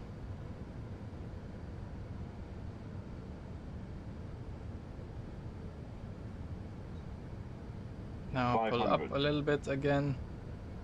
Just gently, really gentle moves. 400. 400.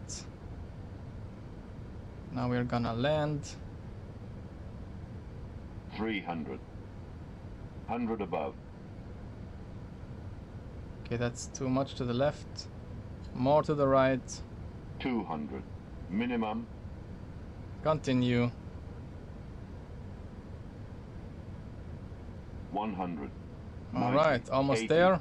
70, 60, A little bit 50, low. 40, 30, 20, retard. 5, We're like floating. Okay. Perfect. Reversers are in green. Now you see brake to vacate.